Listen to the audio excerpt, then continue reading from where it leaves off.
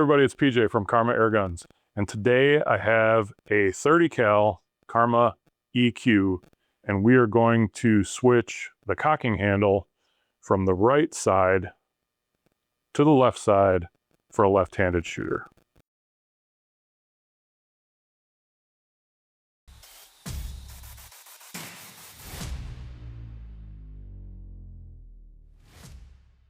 So this project is going to start with a little prep work.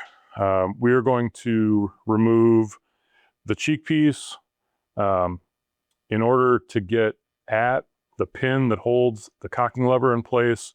We're going to have to take out the barrel.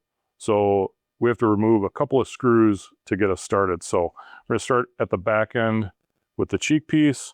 There are 6 screws. These are 2.5 millimeter. Very straightforward. Just pull these guys out. Helps to have a nice clean work surface, and in this case I've got a mat here that's got some magnetic part holders built right into it, so that's going to help me stay organized. But basically you want to not lose stuff, and you want to keep track of it so when you go back to put it in, you know where it goes.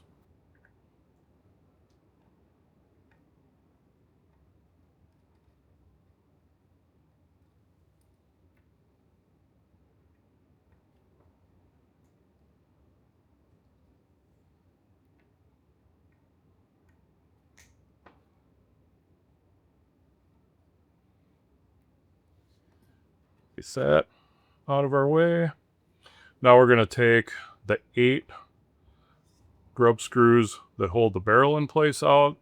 Those are 4 millimeter.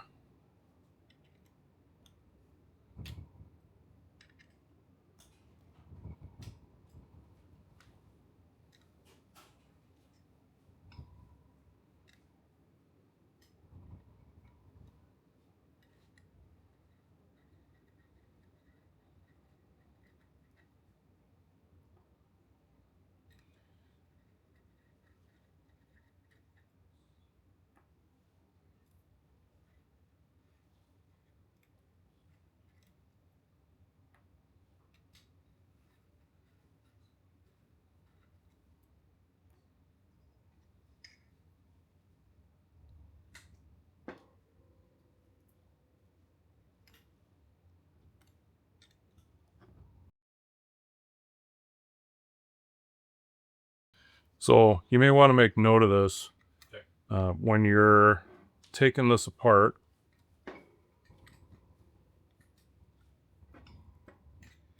The rear grub screws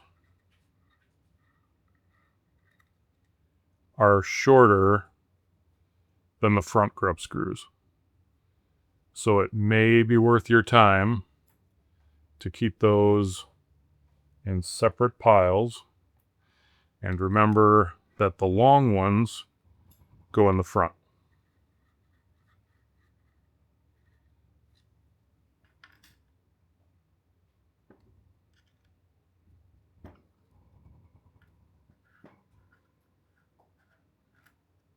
Again, back grub screw, a little bit shorter than the front grub screw. So I'm just going to keep those guys separate and hope that that helps me to remember. Another thing to pay attention to is once you have those barrel screws out, if you just go to the front and start pulling on this, you're going to wonder why the barrel doesn't just come out. And the reason for that is this is a shroud. The EQ has a shrouded barrel, and in order to actually remove the shroud, or remove the barrel, you have to first take off the shroud. And then, once you have that removed, then you can pull the barrel free. So I'm going to put that somewhere where it's not going to roll off, because that'd be an amazing way to ruin your barrel. Once we have the barrel out, we're going to remove this collar from this rod. So this uses a 7 millimeter wrench, and we just need to get that started. I do have a video on how you adjust the smoothness of this cocking. This is the same thing. except we're going to take this all the way out. And before you start unthreading, I would recommend you take a peek back here where the other end of this rod goes in. And I've got 2 threads exposed. It's going to be a good start point for my adjustment on the reassembly side. So I just want to make note of that, write it down somewhere. 2 threads exposed. All right, once I have this nut backed off, then I can start making sure I'm going the right way, but I can start removing. Hard for me to let you guys see this, but basically there's some flats on this rod, and what I'm doing is just unthreading that. Every once in a while, you get to a point where it kind of catches sometimes, and a little pliers, it may just be my arthritic hands, but a little work with the pliers to get you through that rough spot, and then you can get to the end, and this collar is just going to basically drop through the action like that.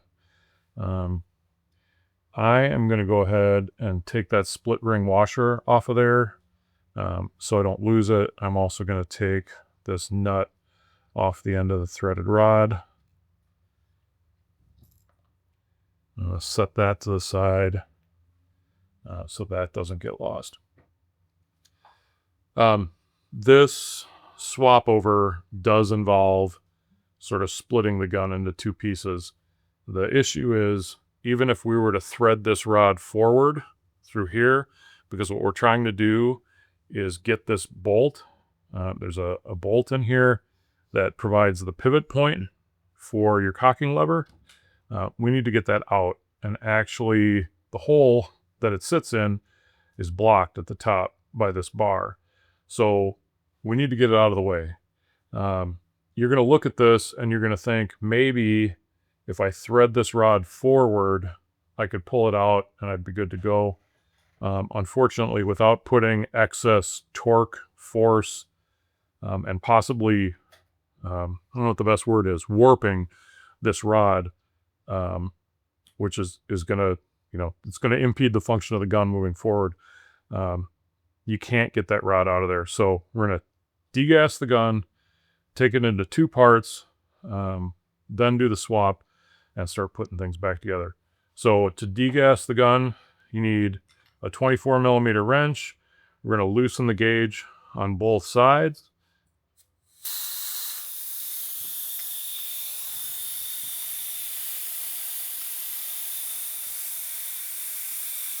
Next step is going to be to remove the top rail. That's a 2.5 millimeter Allen. There are 5 screws holding it in place. Gonna do my best to let those guys stay right there. Solves reduces the possibility of losing them.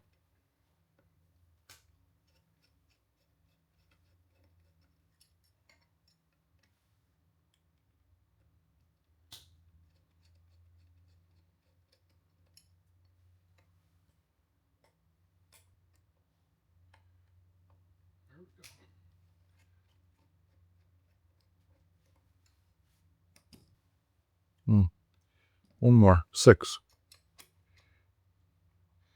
Can't see it from the side.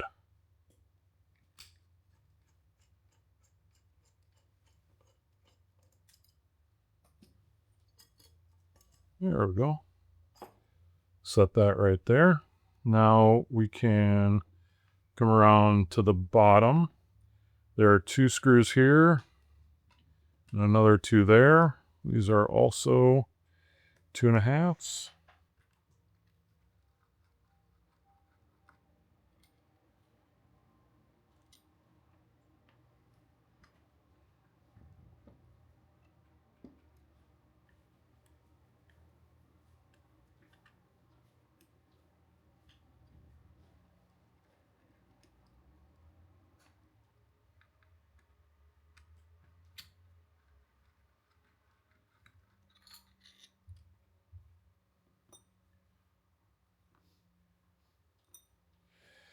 Gonna double and triple check that we are completely degassed.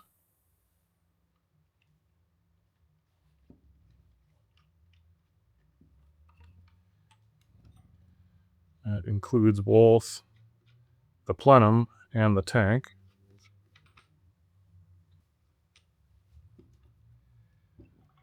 Now, this screw right here, or sorry, this rod right here connects to that block, and we're going to take this apart because that's going to allow this front end to come forward. The two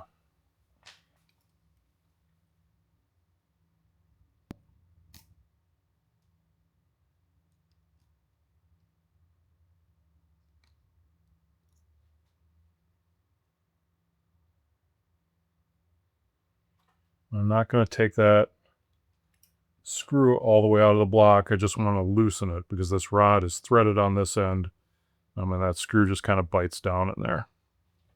I'm going to move forward, and at the front of the trigger guard, hopefully you can see this from up top, there is a screw that goes forward and helps align the tank assembly. So I just want to back that out. To take it all the way out, I just want to back it out a little bit. So there's a little indentation under there. These don't screw together. It's just an alignment hole. So you don't have to take that all the way out. Next piece that has to come out is this bushing that the barrel goes through. It is threaded into the block, and I've already loosened this one up. I'm going to talk about how to loosen it up. But it has to come out, otherwise you can't rotate the cylinder, and we need to get that out of the way. So you need a soft jaw pliers for this. You want to grip as tight as you can on the threads, and then just get it enough to break free. Remember, you're going counterclockwise on that, and then it should come out very easily. But getting it to give that first, 10 degrees of rotation, it can be in there fairly tight.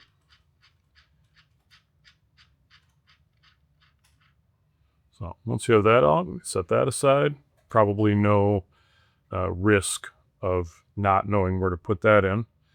And then we can unthread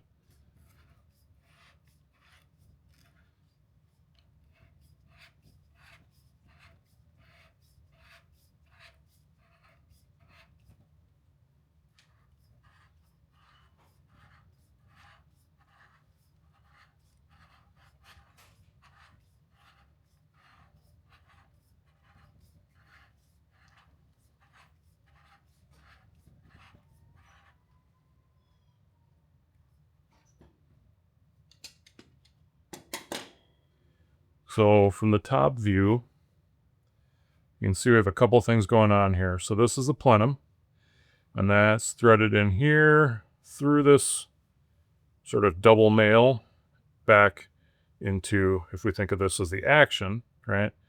So it doesn't really matter to us from this perspective whether we come out here or come out here. As you can see where I was unthreading it, I was basically kind of coming both ways. So I'm going to hold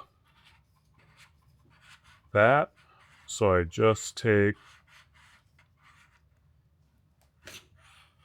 plenum off like that. And then we can set that to the side. And now both pieces come apart. And at long last, we can go in here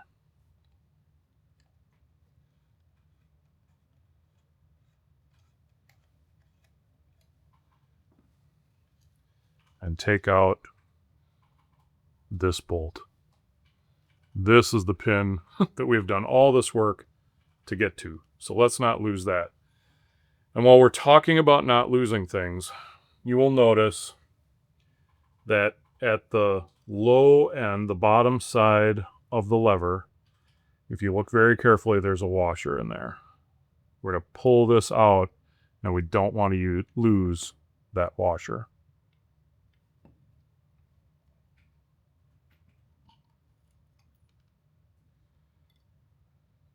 So we can take this and put it right here next to our pin. So one of the things that we're going to have to do is remove this pin so we can flip it over to this side. And part of that is making sure you have the right tools for the job. So I have a pin punch here, got a hammer, and you need something to support this while you're doing the work. So I've grabbed an old hammer from a rifle that happens to have a hole going through it that's about the right size. So I'm going to line everything up. And you are way better off kind of in the measuring twice, cutting once here, and making sure that you in fact have everything lined up.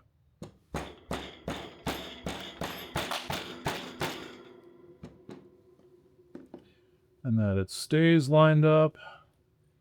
And I would encourage you to go very slowly on this, because if you snap this off or bend this, you need new parts. There's no real way to fix it.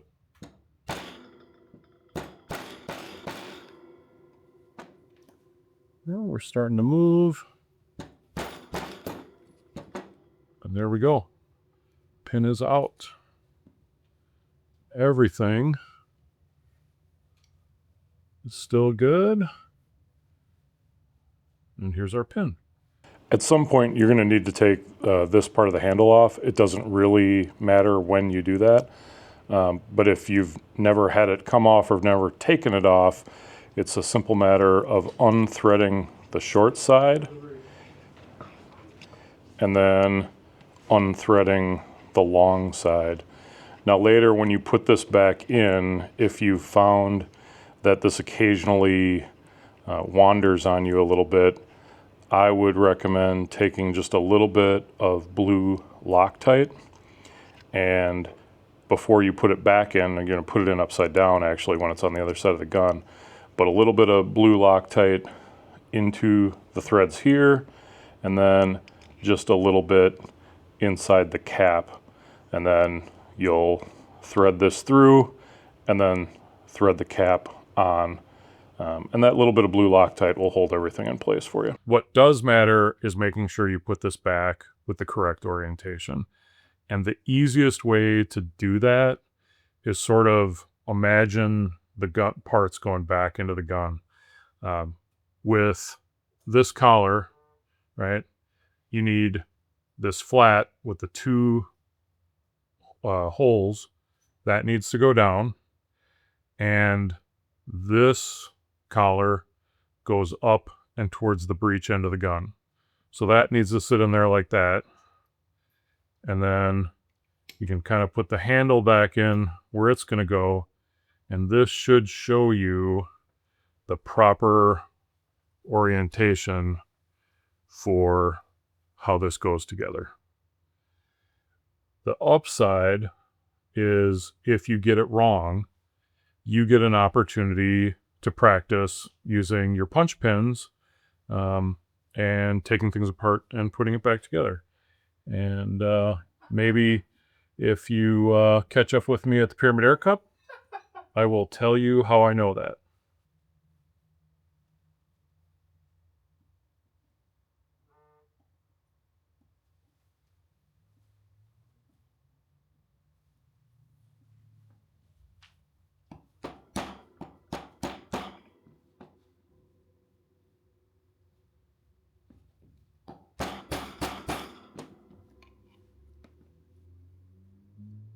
Mm.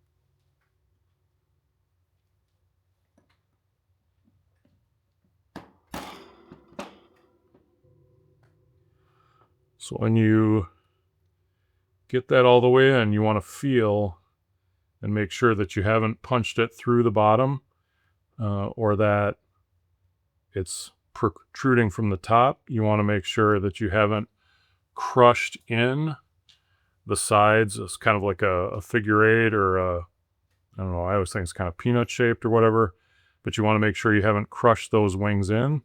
You want to have good movement that way, and you want everything to be tight and flush so that when we get it all back together, when it's in the rifle, everything is going to move perfectly as it should.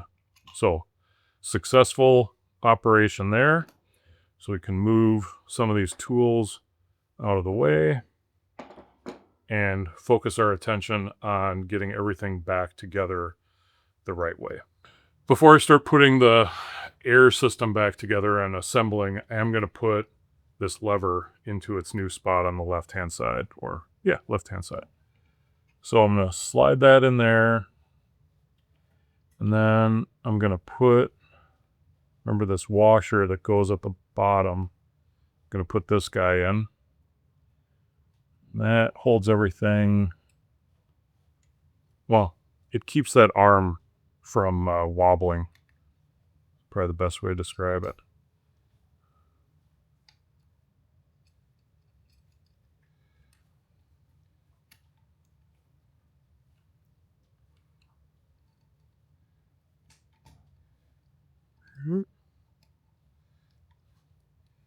So first you have to line up that pin as it goes into the hole, and then you have to line up the washer.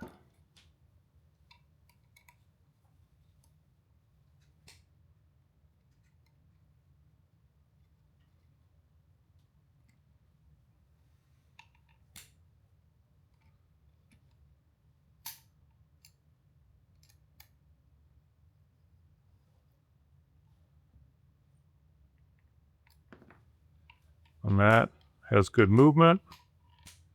So that's all set, ready to go. Now, before I put all this in, what I've noticed is there's quite a bit of excess lube on that O-ring. And I don't know if you can see that sheen in the camera, but I'm going to take a little bit of paper towel and I'm just going to wipe some of that excess off. We do the same on the barrel collar. Thing about excess lube is it attracts dirt and you wind up with a bunch of grit, but you don't, certainly doesn't help anything. I'm going to take a little O-ring grease.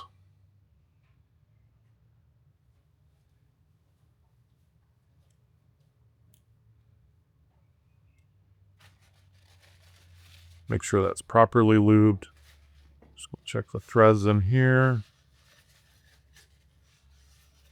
Make sure there's no grit or anything like that in there. And then before, when we were loosening this, this started coming away from the action. So I'm gonna take that out all the way.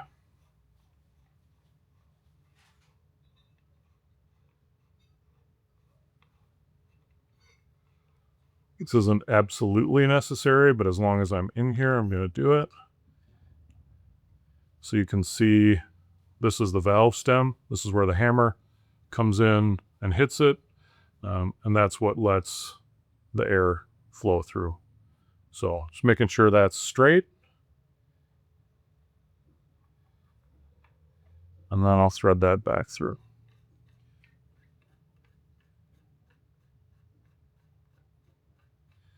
Now, as I'm turning this, I'm sure you can see these holes in the side.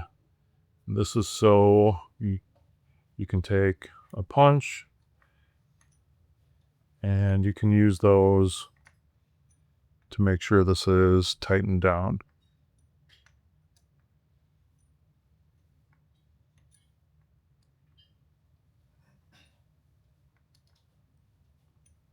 Okay, so that's all tightened down.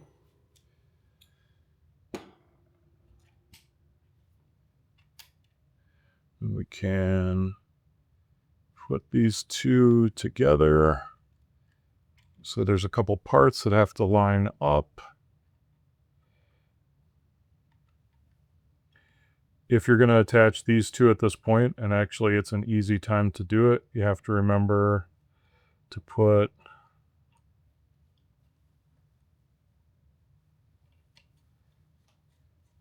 the nut on that threaded rod, then the split washer,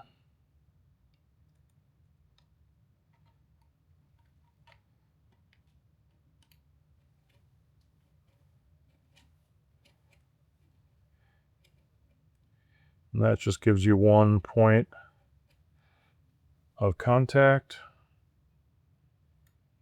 So we've got that set there. Now this trigger rod is going to have to go through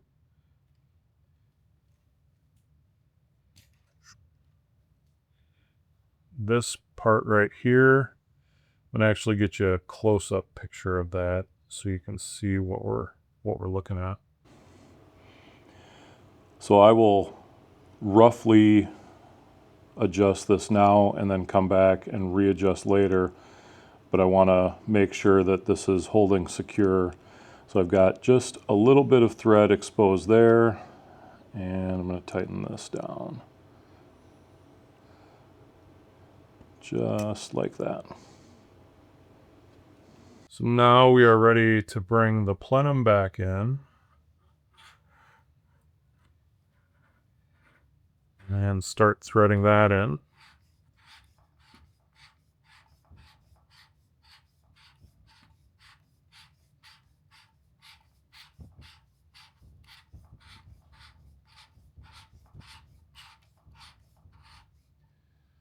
So what you're going to notice is to fully seat everything.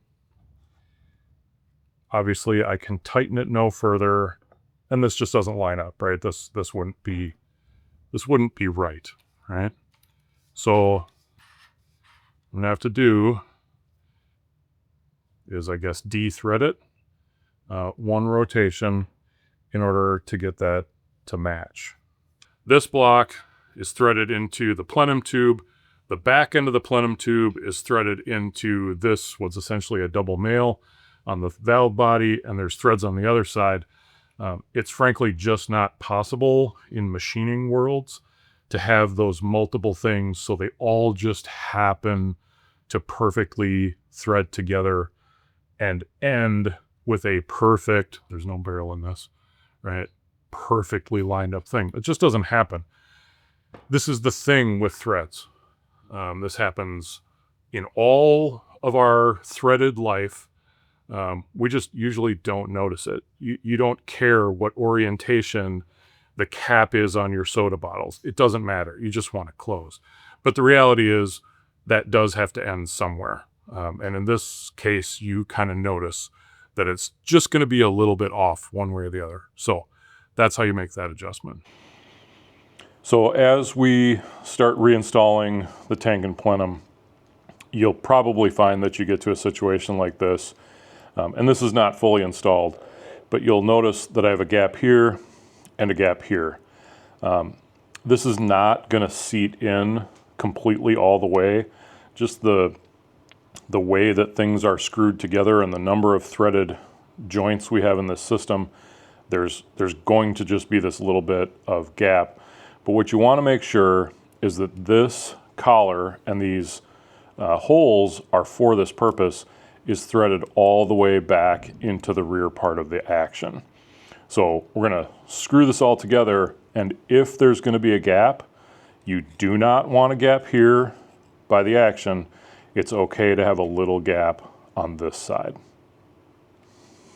A couple of things to do before we get the barrel back in and regas. The first one is going to be to put this guy back on. So get that into position.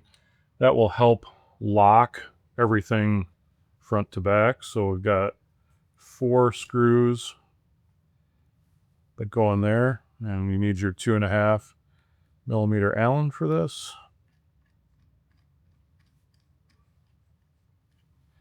I'm just going to bottom each of these out, and then once I have everything in place, go back around and tighten them all down.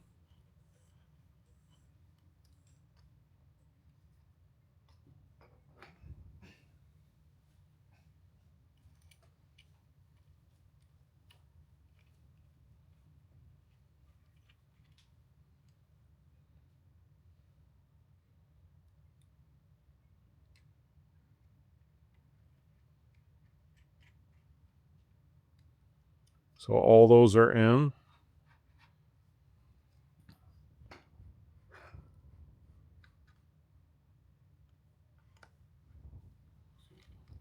Give each of them a little tighten.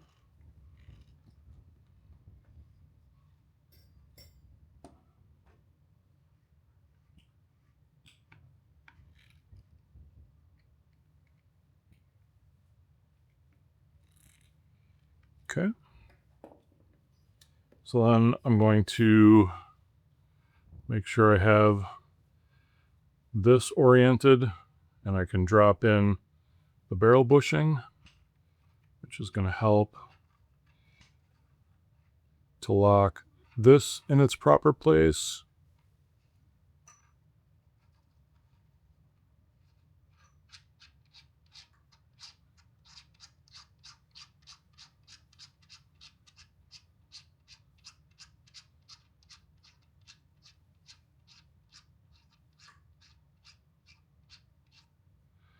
Now, you could take your soft jaw pliers and tighten that down. It's really not necessary at this point, because when you put the shroud on, that's going to tighten that in all the way. You'll see that there is still just that little bit of possible wiggle in there. That's going to get tight when we put air back in the system, and the air in the plenum against those threads sort of locks everything in place. So you will notice just a little bit of that wiggle there. And I'm going to finally come back, and this screw that's under the trigger guard going forward, remember, this doesn't join these two parts. It just helps to keep them in line. So there's just a little bit of an indent in there that helps. You don't want to drive that all the way forward. Eventually you'll run out of threads and push everything forward, but you'll also kind of angle that tank forward, which you don't want to do. Now I can go ahead and put the top rail back on. So while I was pounding that pin in and out, some of these guys have wandered a hair on me. So get one screwed in.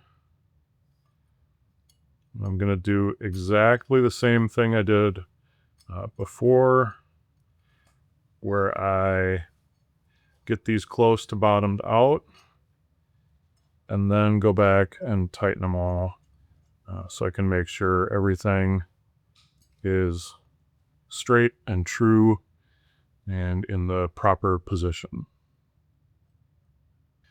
Okay, top rail on. Now let's go back to our bolt.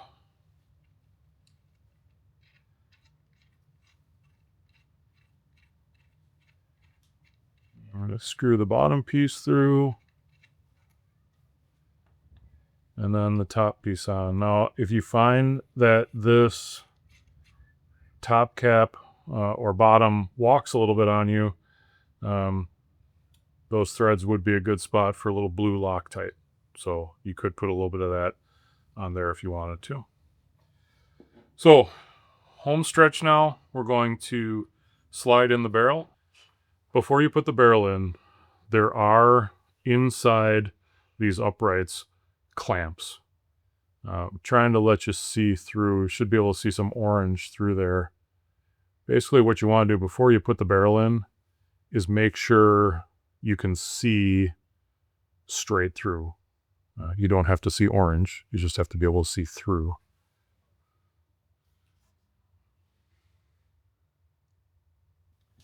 If at this point you take one of the back screws, and don't forget you're using a 4mm wrench here, and just turn this in until it makes contact, and then do the same with one of your front screws.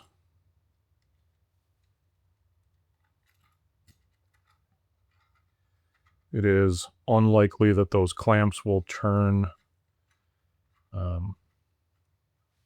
in such a way that you're not getting a clean connection to the barrel. If they're turned, it's a simple matter of just putting your finger in there and turning them so you can see all the way through.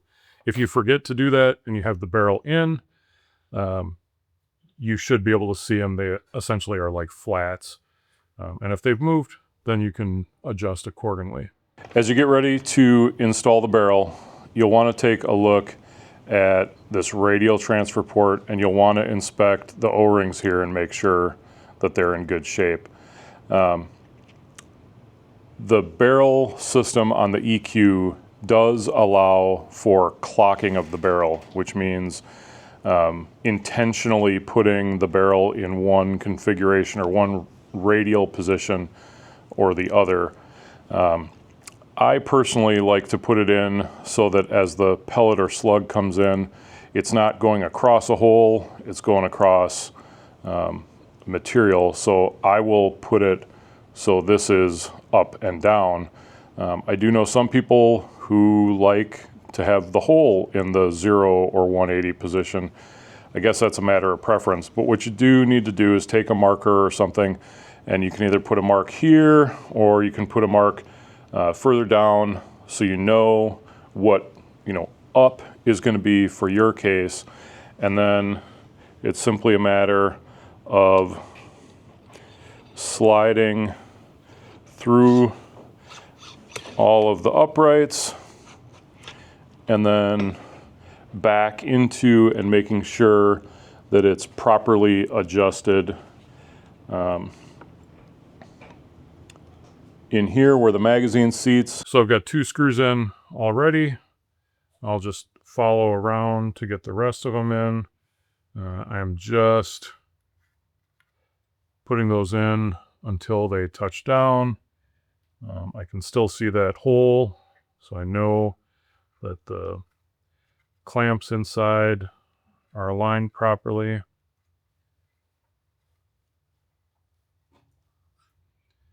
Now we'll flip over.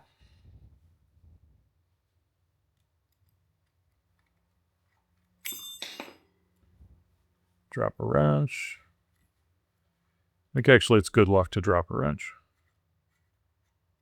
Not everybody agrees with me, but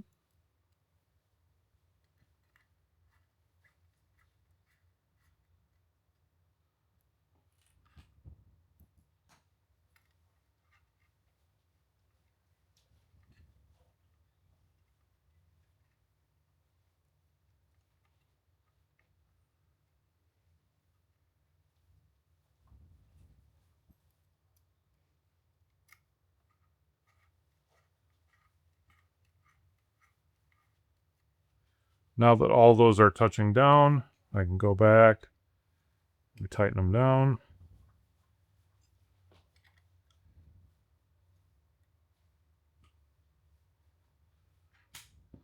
The most important thing was to make sure that the amount of torque you put on is relatively equal and even. So I'm adding a little bit at a time and making sure that all of these are just snug. Not putting anything like putting gorilla tight force on any of these. It doesn't need it.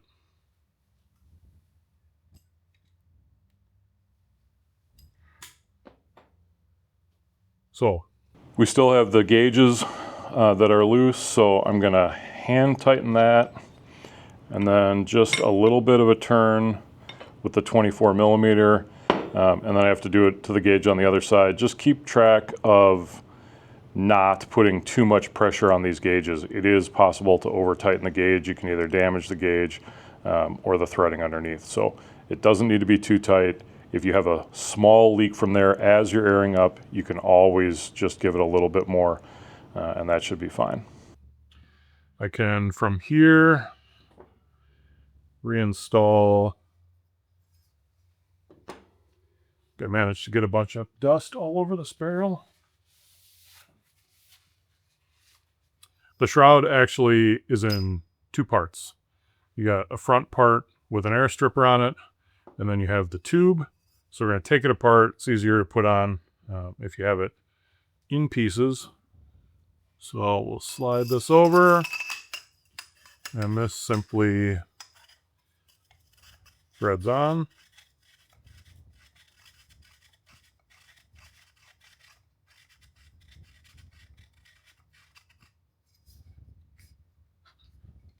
Well, that's good. And then take this guy.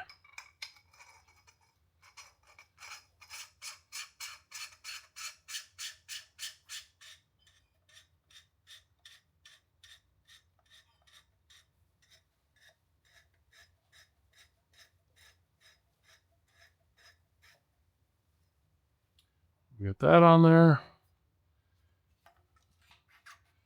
So we're going to need to do some adjusting on that.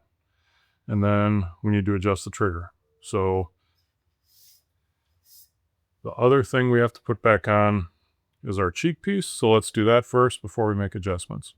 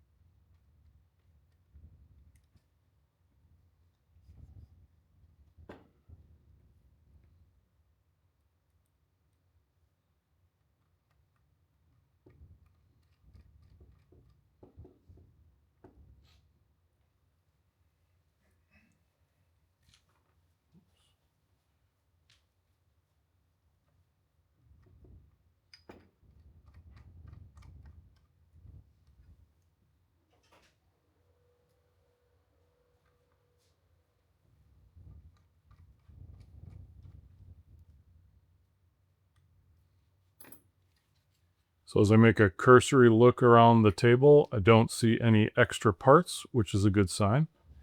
In order to make the adjustments on the cocking handle, I'm going to follow the routine that I put together in the previous video about that very thing to keep this one from getting too long. If you have questions about making those adjustments, go over and see that video. And through the magic, we will return with a properly adjusted cocking handle. Okay, we have, well, I guess on this side now, we've adjusted the cocking lever and we have adjusted the trigger so that we got smooth cocking and an easy release. We do have a video on the trigger. You have several points of adjustment. The main ones that I use when I set up a trigger are right in here, and that sort of adjusts how far you have to pull the trigger to get the sear to go. And then under this flap, there is a screw right there that adjusts how much of the sear you engage when you cock the rifle. So this will dictate how light the trigger goes. This will have some influence on how long it is. Just remember, whenever you make adjustments on a trigger, it is possible to adjust too far, and you can wind up with a trigger that either doesn't cock, basically, doesn't engage the sear. You can also adjust it so that it doesn't hold the sear. So be very careful Never make trigger adjustments with a loaded rifle. You want it to be empty of pellets, and you want to make sure that it functions properly so that you don't have any sort of unintended discharges. Not what we're out shooting to do. So, only thing we have left to do is put air in it, and we now have a left-handed EQ. Until the next video, everybody, shoot safe, shoot straight, and we'll see you around.